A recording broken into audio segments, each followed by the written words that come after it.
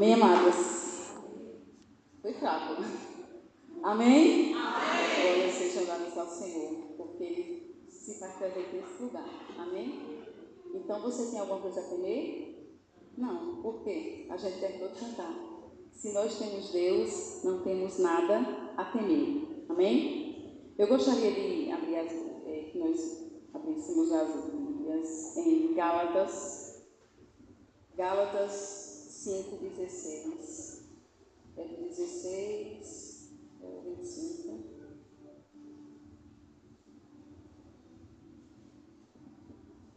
Viver no Espírito e não na carne. Esse é o tema que foi proposto, é o tema que diz aqui. Então vamos lá. Amém? Digo, porém, andai em Espírito e não cumprireis a concupiscência da carne. Porque a carne cobiça contra o Espírito e o Espírito contra a carne. E este opõe-se um ao outro, para que não façais as coisas que quereis. Mas se sois guiados pelo Espírito, não estáis debaixo da lei. Porque as obras da carne são manifestadas, as quais são adultério, fornicação, impureza, lascívia, idolatria, feitiçaria, inimizades, contendas, ciúmes, iras, pelejas, dissensões, heresias, invejas, homicídios, bebedice, glotonarias e coisas semelhantes a estas, acerca das quais de antemão vos declaro, como também já antes vos disse, que os que cometem tais coisas não herdarão o reino de Deus. Mas o fruto do Espírito é amor, paz, longanimidade, benignidade, bondade, fé, mansidão, temperança. Contra estas coisas não há lei. E os que são de Cristo crucificam a carne com as suas paixões e concupiscências. Se vivemos em Espírito, andemos também em Espírito.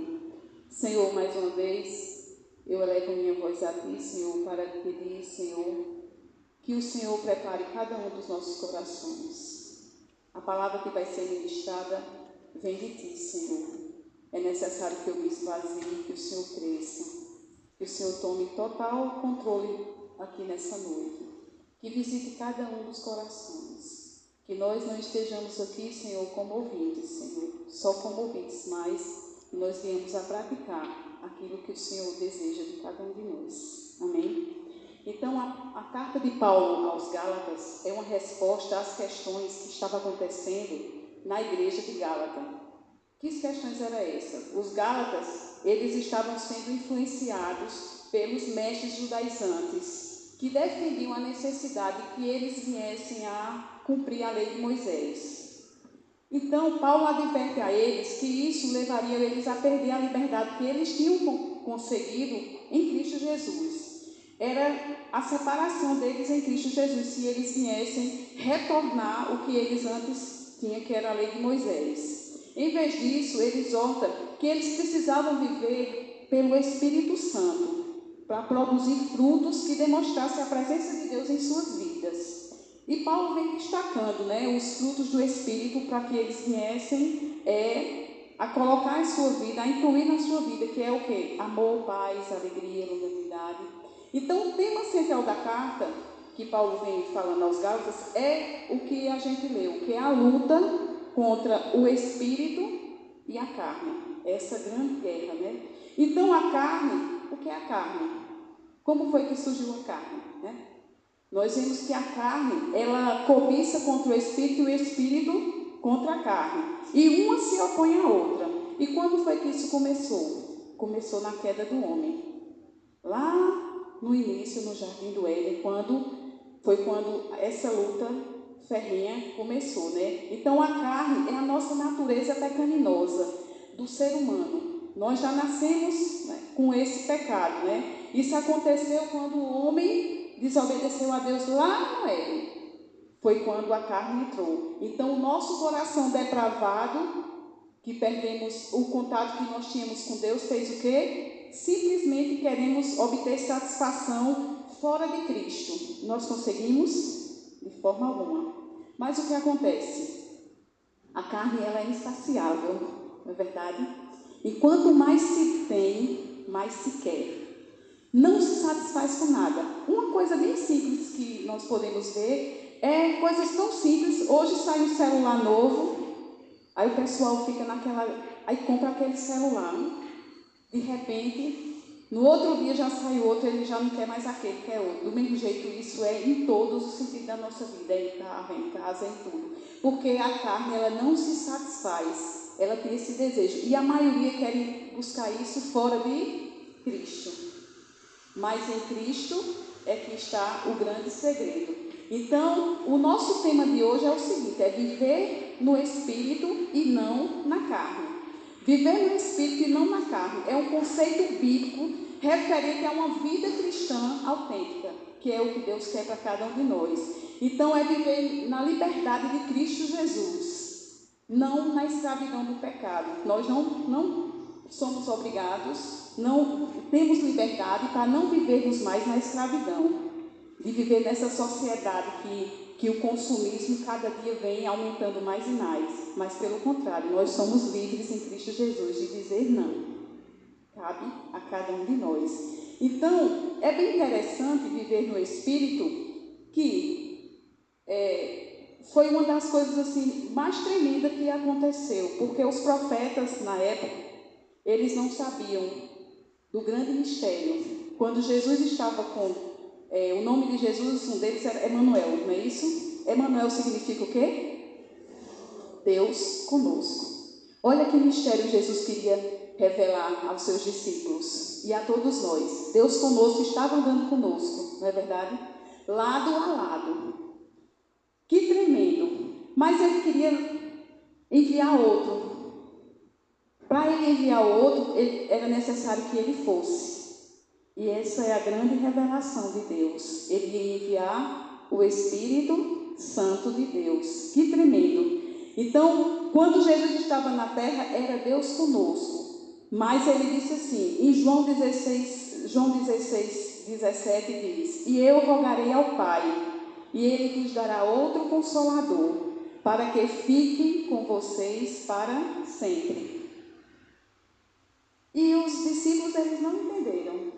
Não entenderam o que Jesus estava dizendo. E João 16, 7 diz assim: Mas eu vos digo, a verdade é-vos necessário que eu vá, porque se eu não for, o Consolador não virá a vós, mas se eu for, eu vou enviá-lo. Amém? Olha que tremendo.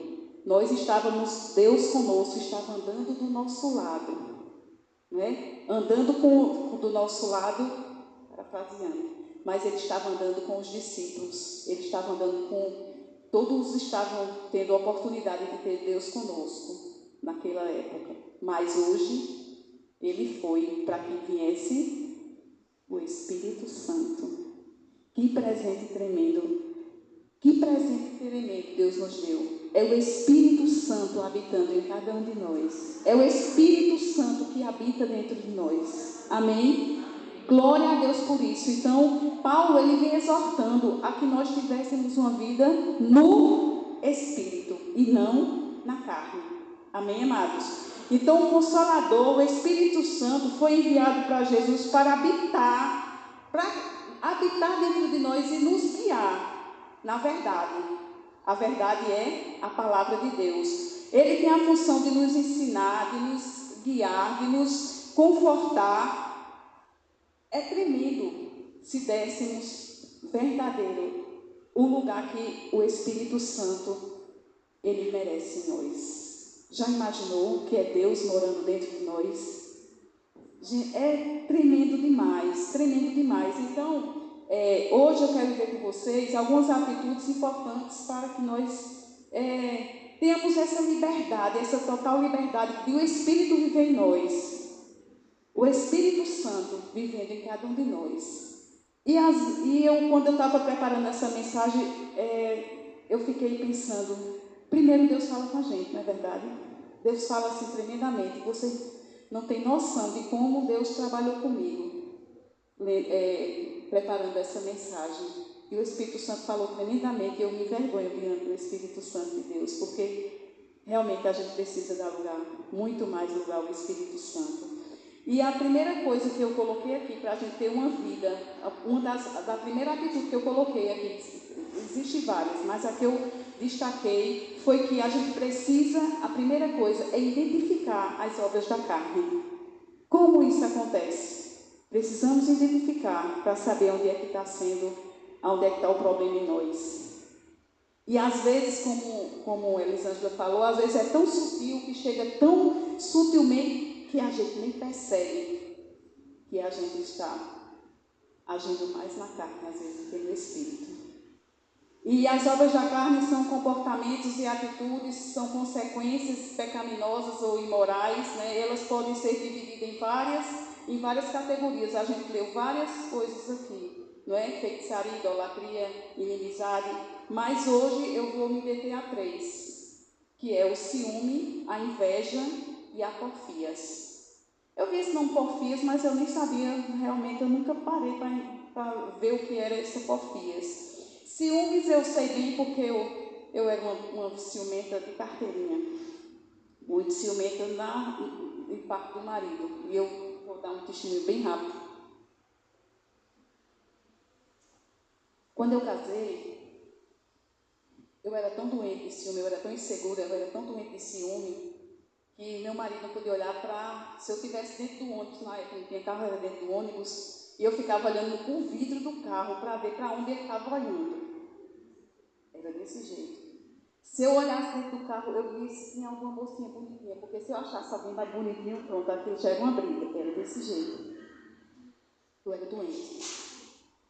Doente a ponto de que se tivesse uma pessoa passando e ele olhasse para a pessoa que estava do outro lado do carro, do ônibus, eu já pegava uma briga.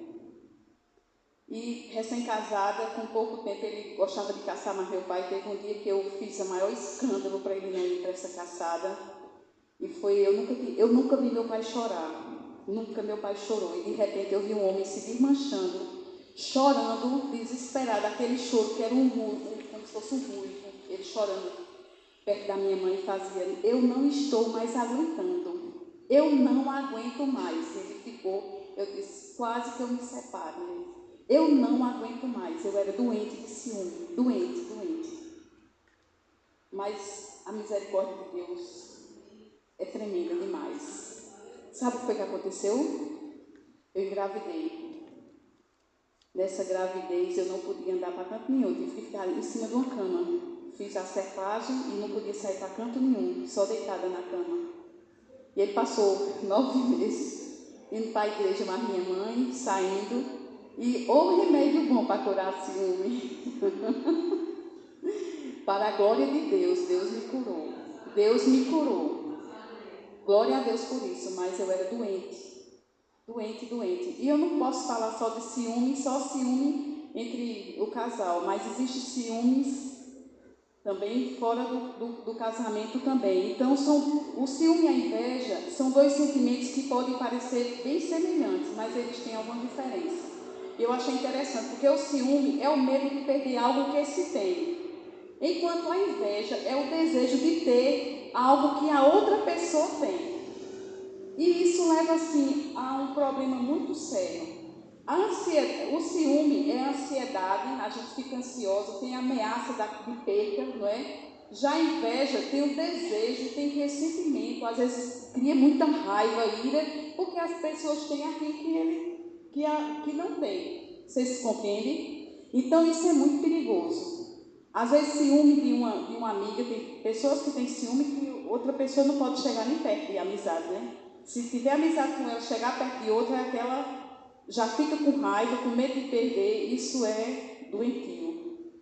E Paulo já falou disso. Será que ele falou porque não tinha? Não. Ele falou porque isso já existia. Porque todos isso são obras da carne. E é interessante que nós precisamos ter a consciência de que somos livres em Cristo Jesus.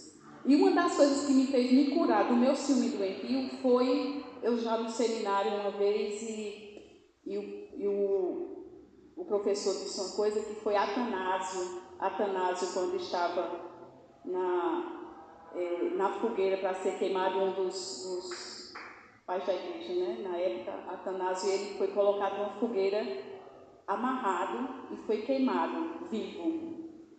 E eu achei aquela palavra tremenda. E ele disse assim: vocês podem prender o corpo, mas não podem prender a alma. Isso para mim foi tremendo, porque eu fazia. Estava pensando em quê? O que é que está pensando? Até o pensamento eu queria controlar. Está pensando em quê? Entende? Então a gente pode até querer prender o corpo, mas a gente não pode prender a alma de ninguém. Da mesma forma, Deus nos deu livre-arbítrio. Amém? E precisamos agir de uma forma realmente madura em Cristo Jesus. Então, se no seu coração tem algo relacionado ao ciúme com pessoas ou com o marido, em nome de Jesus, que caia por terra.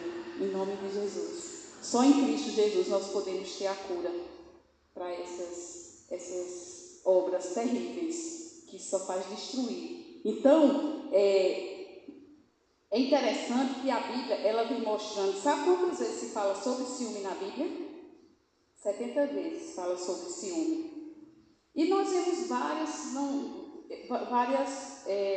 casos na Bíblia. Uma delas foi Raquel, era ciúme misturado com inveja, né? Raquel com Lia, né? Tem vários.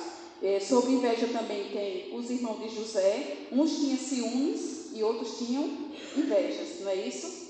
Porque uns queriam matar. A inveja, ela quer matar, ela quer destruir as pessoas. E uns queriam matar, mas outros queriam, era só o ciúme, não é? Também os ciúmes dos judaizantes da época que mataram Jesus, os mestres da lei na época, eles mataram Jesus.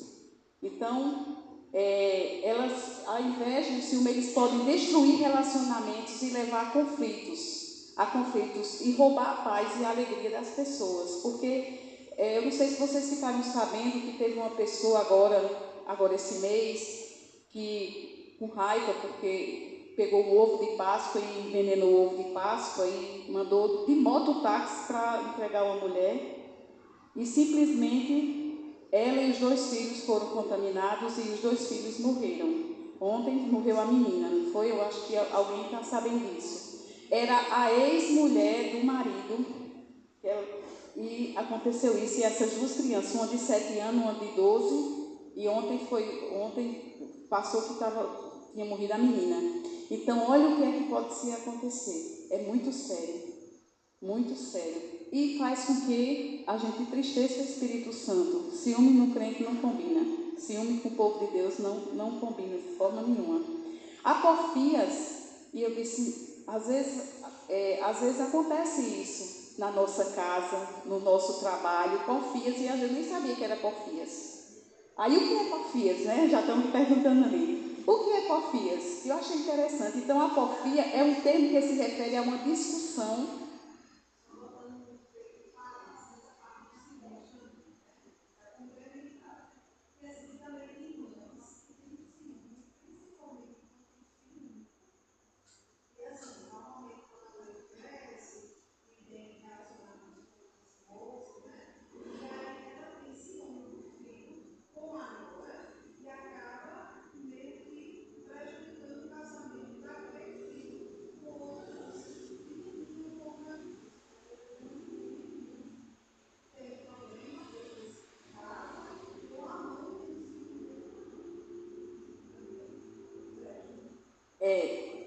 A minha amiga, que eu trabalho com ela, o filho dela casou agora porque ele é filho único. E ela está sentindo bastante, justamente por isso, porque ele está mais voltado para a casa da sogra. Eu disse, você tem que se acostumar a cortar o cordão umbilical e saber que você agora é parente. Ela tomou um susto, eu disse, você agora é parente. Não é assim? É parente, agora ele construiu uma família. E realmente isso acontece. É nisso que a gente precisa se vigiar, justamente para que isso não aconteça, porque a gente pode destruir um casamento. Quem não tem, porque tem pessoas que não têm. Minha filha não tem problema com a sogra, mas é difícil demais falar, então a gente pode entrar nesse assunto, porque tem que perdoar, não é verdade? Tem que perdoar. Eu tenho 34 anos de casado e só eu sei o que eu já passei. Mas Deus é tão maravilhoso que teve uma época que eu queria matar. realmente. Mas Deus é tão maravilhoso que Deus tratou comigo de uma forma tão grande, porque melhor é a gente saber que Deus... Porque eu vou perder minha salvação por causa da sogra? Não pode, não é verdade? Não é verdade? E eu orei muito ao Senhor, e hoje eu digo assim, se não tiver ninguém que tome conta dela, com certeza eu vou tomar. Porque a gente precisa, se não tiver ninguém, eu tomo conta dela, porque eu tenho que olhar com amor ágape, que é o amor de Cristo, não é verdade?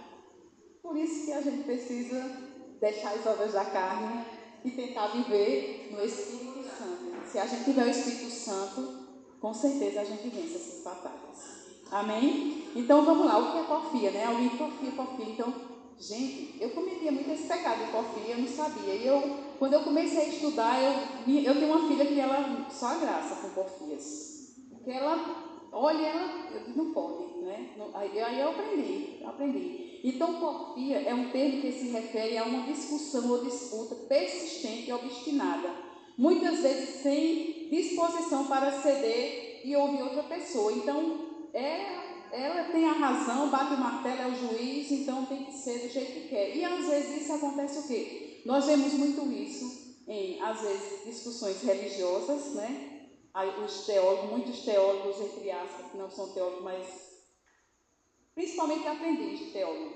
Eu tenho mais um pequeno testemunho para dar. Eu sei que vocês conhecem, todos conhecem Euder Faber, né? Pastor Euder Faber. E eu fui fazer seminário, quando eu comecei a fazer seminário, ele era um dos alunos, não tinha que aguentar esse Euder.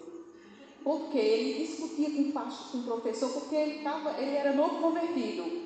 Estava começando. Eu tinha tanta pavor daquele rapaz, que eu não suportava ele. Mas é um pecado que eu estou dizendo, confessando. Eu não suportava ele de forma nenhuma. E eu vou desistir desse curso, eu não aguento não. Toda noite tem que ver aquele homem daquele jeito. E eu comecei a orar. Gente, eu tenho um amor tão grande por ele hoje, vocês não têm noção. Eu amo demais. E em janeiro, eu disse, Janeiro, tu não tem noção, que quase que eu desisto do curso por causa do teu marido, porque eu tinha muito pavor dele, sabe? E ele sabe disso, porque era demais, mas porque, assim, a gente precisa, e isso é o mal que a gente precisa tirar, não é verdade? Então, olha só, existe consequência para porfias? Existe consequência sim, danifica vários relacionamentos, né? E nós precisamos reconhecer esse pecado. Todos esses que eu falei sobre ciúme, inveja e porfia são pecados de relacionamentos, que é com outras pessoas, né? E se a gente voltar para ver o que foi as obras da carne, são inúmeros que falam sobre isso. Tem 3 que é sobre religião, tem 2 que é sobre si mesmo, mas a maioria de todos os que Paulo vem citando na carta de Gálatas é sobre relacionamentos. E a gente precisa ter muito cuidado. Por quê? A gente consegue viver sozinho? Conseguimos viver sozinho? Não.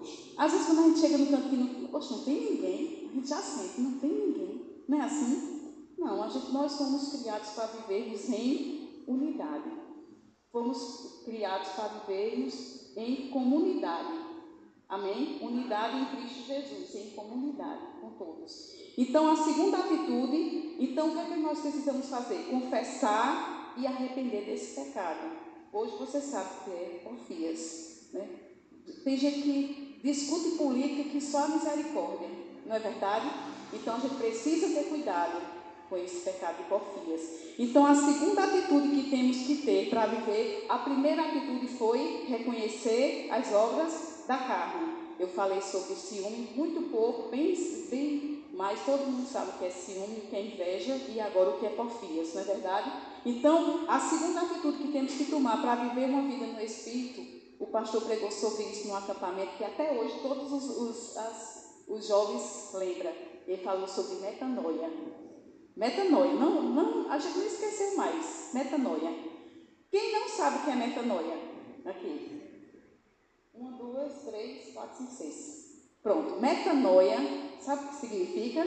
É um termo grego que significa mudança de mente. É de transformação que ocorre em uma pessoa quando ela se transforma transforma, entendeu? Muda totalmente a forma de agir. Então, metanoia, a gente precisa se arrepender dos nossos pecados e voltar a Deus para viver uma vida agradável a Ele. Então, nós precisamos ter essa mudança de mente. Nós já estamos aprendendo já conhecemos a Cristo.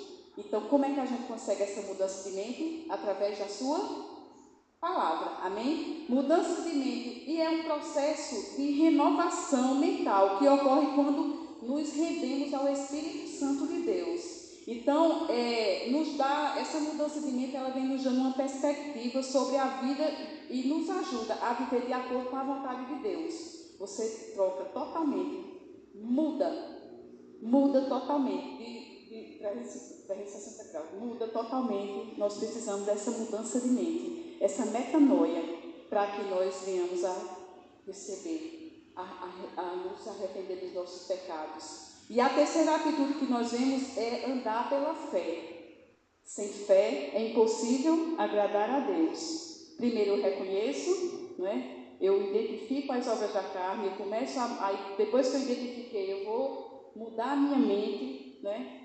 Realmente rever, me arrepender dos meus pecados e começar a viver uma vida pela fé. Então, viver pela fé, confiar em Deus, não nas suas próprias forças ou nas nossas habilidades, porque quem somos nós? Que um pequeno mosquito pode tirar a nossa vida, né? Uma vez minha menina estava passando por uma situação muito grande, de morte, porque o médico disse: ela não tem cura, ela está com um problema sério, não tem cura e mata logo, desse jeito. Foi o diagnóstico que o médico me deu, minha primeira filha. E eu fiquei assim, sem saber o que fazer. E na escola, falando com a psicóloga da escola, a psicóloga olhou para mim e disse assim: a bichinha, mas como é que você está desse jeito, tão tranquila e tão calma? Eu disse: olha, se eu passar ali no carro, eu posso... Agora, eu saio daqui, se eu me atravessar ali na rua, eu posso morrer. Então, a última palavra é a de Deus. E eu confiei na última palavra de Deus. E eu fui para Recife, fiz todos os exames, cheguei lá, Deus me deu uma porção dobrada do seu Espírito, porque só Deus pode fazer isso. E eu estava na igreja desesperada no primeiro momento, me desesperei, porque você só tem um filho, saber que ele vai morrer, não é brincadeira. E eu fiquei assim...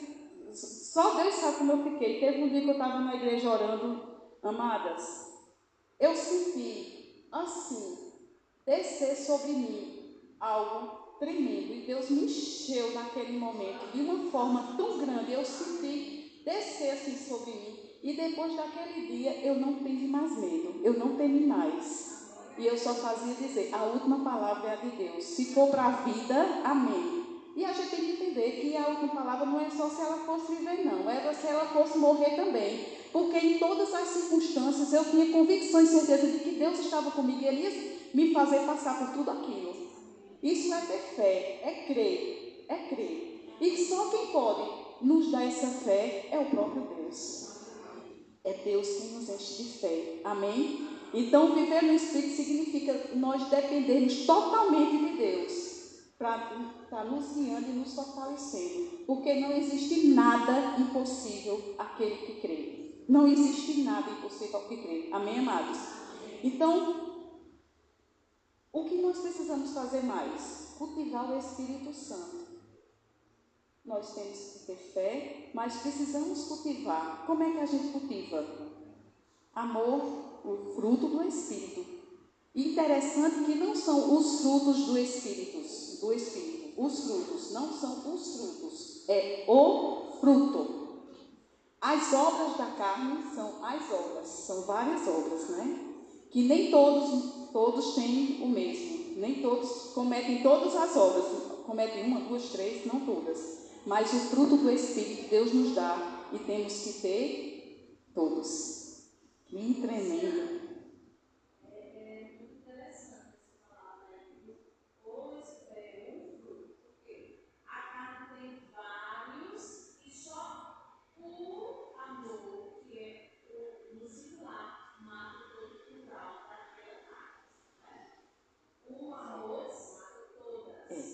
Eu vi um pastor falando que muitos comparam com a laranja, com vários gomos.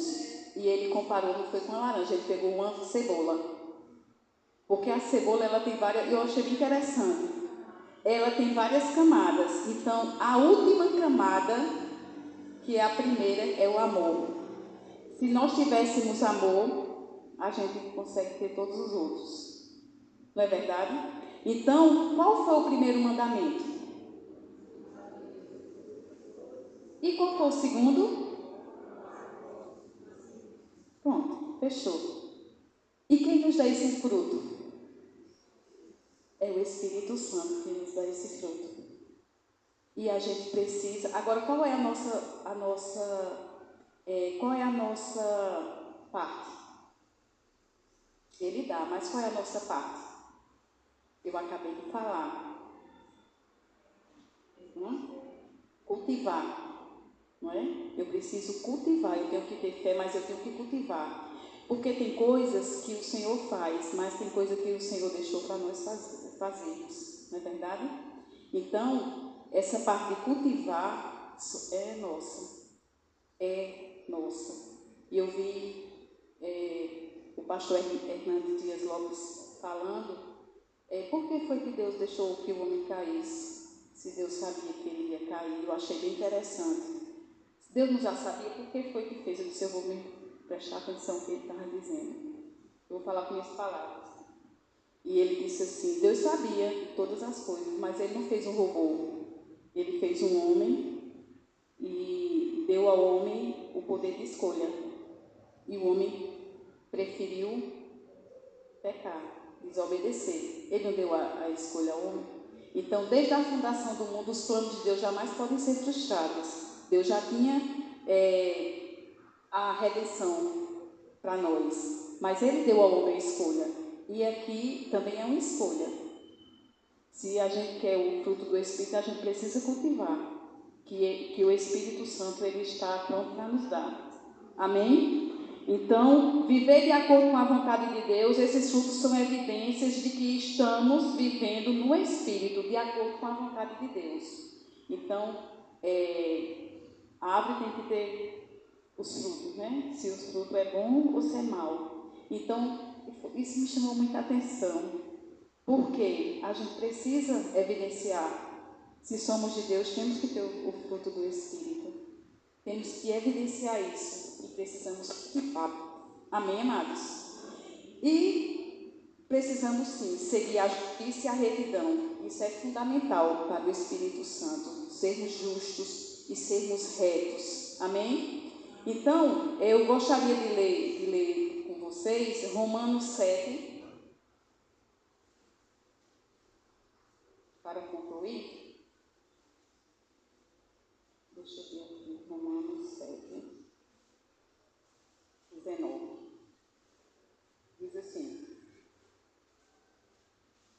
porque não faço o bem que eu quero, mas o mal que não quero, esse é o que eu faço. Se eu faço o que eu não quero, já o não faço eu, mas o pecado que habita em mim. Acho então esta lei em mim, que quando quero fazer o bem, o mal está comigo. Porque, segundo o homem interior, tenho prazer na lei de Deus, mas vejo os meus membros outra lei, que batalha contra a lei do meu entendimento, e me prende debaixo da lei do pecado que está nos meus membros. Então, o que é que Paulo está querendo dizer com isso? É que nós somos o nosso principal inimigo. É uma luta constante em nós, porque nós temos a maior dificuldade de nos rendermos a Deus. Temos dificuldade de orar, temos dificuldade de buscar a presença de Deus. Isso é uma realidade. Temos a maior dificuldade porque existe uma luta interna depois do bendito do pecado que entrou no mundo, que fez essa grande separação entre nós e nosso Deus. Então, todos nós temos dentro de nós uma luta constante, não é verdade? Isso tudo por causa da natureza pecaminosa. Então, é uma guerra, é uma batalha que nós mesmos temos enfrentado todos os dias. E sabe o que é que Gálatas diz, que a gente leu? Gálatas 5:21 diz o seguinte, que os que praticam as obras da carne, eles não vão herdar o reino de Deus. deixa bem simples, não herdarão o reino de Deus. Por isso, a natureza carnal e pecaminosa precisa ser, em nós, resistida e mortificada. Precisamos mortificar a carne, porque a guerra espiritual é contínua, que nós temos que travar. Mas o mais importante é que Deus nos dá respaldo, Deus nos dá todas as ferramentas que precisamos para poder vencer. Amém, amados? Deus nos dá tudo, depende somente de uma coisa, de nos dispormos ao Espírito Santo de Deus. Então devemos produzir fruto do Espírito Santo em nós. O Espírito quer produzir em nossas vidas, precisamos só abrir o nosso coração, abrir a nossa mente, a metanoia, a transformação. Realmente eu preciso de mudança. Quem não precisa vir? Nós estamos vivendo, todo mundo fala que é os últimos dias na igreja. Quando foi que começou os últimos dias? Vocês sabem? Será que foi ontem? Não, foi desde o dia do Pentecostes. Começou lá no Pentecostes. Quanto tempo faz? Quanto tempo faz? Mais de 2 anos, né? Já imaginou o que é isso? Já começou desde aquele tempo. Então, a cada dia que passa, nós estamos mais perto. E, infelizmente, parece que estamos adormecidos. Tem um menino aí, que só a misericórdia, que está bombando aí, um profeta de Baal, né? Que surgiu aí, e que muitos têm comido, muitos têm acreditado como sendo de Deus. Misericórdia, nós precisamos orar mais, buscar mais a Deus, para ter discernimento espiritual, porque a Bíblia diz que nos últimos dias tem coisas que enganarão até os próprios eleitos do Senhor. Então nós precisamos viver uma vida no Espírito e não satisfazer a vontade da carne. Amém, amados? Viver no Espírito e não satisfazer a vontade da carne. Em resumo de tudo que eu falei, viver no Espírito e não na carne é um processo que envolve identificar as obras da carne, mudar de mente, viver pela fé, cultivar os frutos do Espírito, o fruto do Espírito e buscar a santidade. Se nós seguirmos essas atitudes, podemos viver uma vida cristã autêntica, agradável ao nosso Deus. Amém? Nesse momento, eu pedi para a Glei cantar uma música que é uma oração. Eu creio, é uma oração. Eu gostaria que nós orássemos nesse momento através dessa canção.